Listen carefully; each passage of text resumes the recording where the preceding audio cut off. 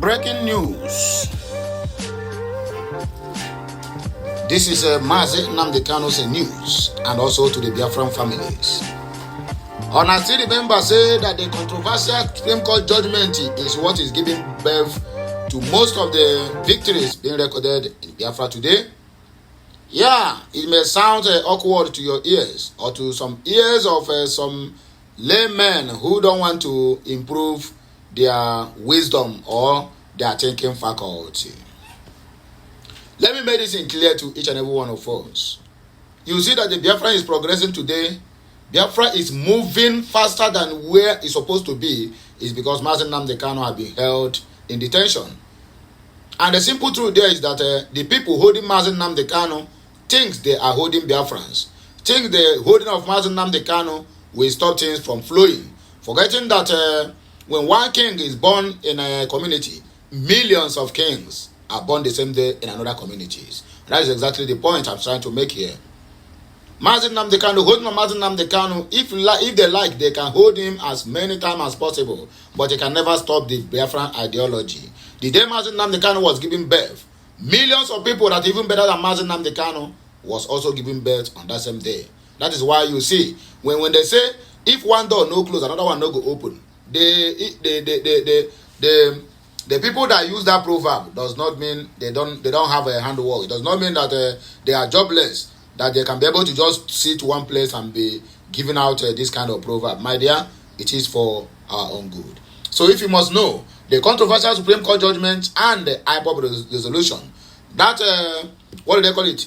That controversial Supreme Court judgment is what gives birth to this Biafra that you are seeing today. We are at the verge of getting the referendum, whether they do like it or not, even whether the United Nations like it or not. And because this one is by force, they must do it, otherwise the world will cry aloud. Not only when there's a fracas in what they call it, in Ukraine or in Gaza. That is when the United Nations will come out and begin to raise alarm. Anyway, my wonderful people, may we just go straight to the reason why we are here this morning. Like, share, comment, and make sure you subscribe. Just know it that the headline is that the controversial Supreme Court judgment is what brings the massive progress we are noticing today. The unjustly and what do they call it? And the incarceration of Mazi Nnamdi Kanu give birth. I mean, give birth. Yamono, nwofo. Birth, na zimo nwofo. So that people will not misunderstand. Maybe I'm talking another different thing.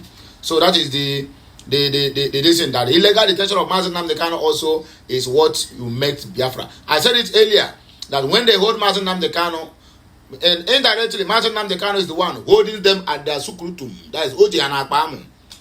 Nnamdi Kanu is holding the full and control government of Nigeria, even the world and the United Nations at their sukrutum. But they don't know what to do with him now. That is why you see they keep on, after from High Court, Appeal Court, Supreme Court, see about tomorrow they will still reach a Supreme Court. Supreme Court will say no, bounce him back to Magistrate Court. Just keep watching and see how this thing will unfold. It takes us 2 years to get to Supreme Court. It takes us another 2 years again to go back to that Supreme Court, and they will bounce him back to Magistrate Court, Magistrate to High Court, Appeal Court, and then Supreme Court. Wanaga. Biafra name Wefa. They are indirectly holding themselves because Mazi Nnamdi Kanu don't vow, say, even if they like, let them divide Nigeria into two, give him, say, he is not ready to compromise. That where he stand is give us Biafra or, anyway, my people, I beg you, partake on this voting that is going on. Any of my videos posted since the beginning of this month, I always include the voting link. So try to go to the video description, find the link, vote, and also share the link with your family members who are equally want to partake in the voting. May we refresh the memory of the public that on December 15, 2023, the Supreme Court of Nigeria delivered a judgment against Mazi Nnamdi Kanu that left many consensus global observations bewildered and delusioned as to what really happened. The corrupt tendencies of the Nigerian judiciary, the bereaved decision it made while acknowledging the unlawfulness of Kanu's kidnap and extraordinary rendition from Kenya, cleared those suspicious about the independence and law-based self-directiveness of the apex court in making decisions. During the proceedings, the justices acknowledged the illegality of the Nigerian government's action in kidnapping and extraordinarily renditioning Mazi Nnamdi Kanu from Kenya, yet upturned the judgment of the appeal court on the 13th day of October 2022, which summarily discharged and acquitted Kanu based on the premises and process through which he was brought to stand trial by the Nigerian government. The Supreme Justices also affirmed that Kanu did not jump bail as a consequence of the brutal assault and assassination plot by the Nigerian army on him in his home on the 14th of September 2017, which led to the loss of over 28 innocent unarmed civilians and ultimately resulted to his flight out of Nigeria to secure his life. According to the news, this extrajudicial act by the Nigerian government military is in clear violation of the do's and do's not on the bail pending trial clause encoded in the Constitution as well as international law. Despite this serial acknowledgement, the Supreme Court went on to revert the case of the Federal High Court to the Federal High Court, whom a year earlier had resolved it had no jurisdictions or judicial might to persecute Mazi Nnamdi Kanu, thereof sending the case to the Supreme Court the Supreme Court of Appeal, which gave its judgment on the 13th day of October 2022. The essential question that bothers all conscientious observers on this issue is, on what premise did the Supreme Court decide to overturn the landmark and airtight decision of the Appeal Court and revert back the case to the High Court? The suspicion deepens when one considers the report that the justices were in synergy and the judgment was not unanimous one, indicating disgruntlement and fatigue amidst some justices over the clear travesty of justice. The acknowledgement and jurisdictions of the illegality of extraordinary rendition by the Nigerian Supreme Court raises ethical and legal concerns. The Supreme Court, in affirming this breach of international law, literally assented its capability in the crime.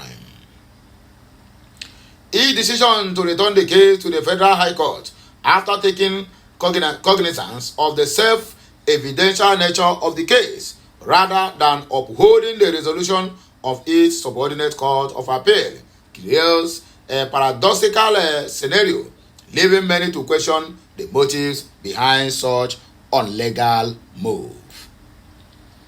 While some argue that the justice may have been under pressure into delivering a compromise judgment against Nnamdi Kanu, others point to a strategic game being played by the Supreme Court justice in collaboration with the federal government of Nigeria.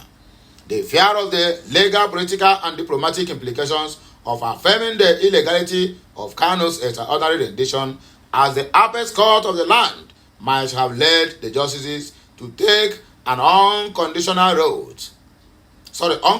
road by passing the responsibility back to the High Court to source for a better means of bending the law to do their nefarious bidding.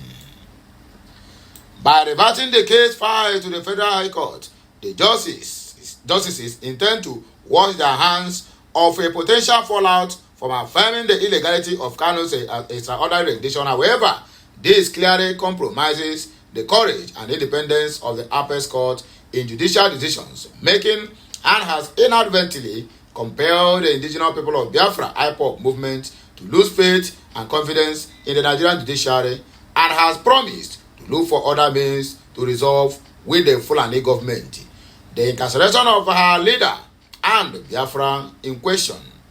The controversial judgment against Mazi Nnamdi Kanu by the Supreme Court of Nigeria on December 15th of 2023 remains a travesty of justice, which is reported reported is acknowledged by presiding justices themselves.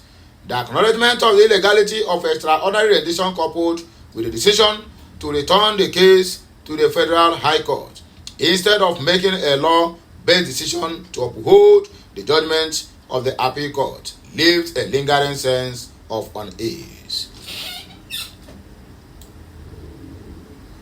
As Nigeria as a state grapples with the implications of these controversial decisions, given the fact that the IPOB movement has ultimately resolved to pass a vote of no confidence on the Nigerian judiciary as not being competent and reliable enough to give an uninformed and silent decision. The judiciary battles to restore its already lost integrity, independency, and commitment to upholding justice, even in the face of political pressure. This message is written by Chema O. Biafra, and it is being edited by Enenyanwike Yabanyoku Ikechukwu for the Family Writers Press International. So, my good people, I don't hear them. Now here, we go take back break. We will come back again with another blockbuster. Like, share, comment, and make sure you keep subscribing to this channel for more and more interesting videos coming your way.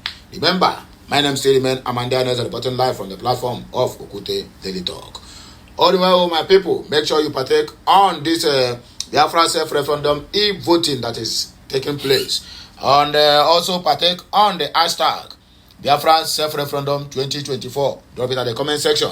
Hashtag no grief for anybody 2024. It is the Biafran logo and also the Biafran slogan for 2024. That we are not going to agree for the zoo. In fact, it is Biafra or nothing. So, my people, now here we go take a bar break and I go hear our voice when we come back. Okay, Messiano.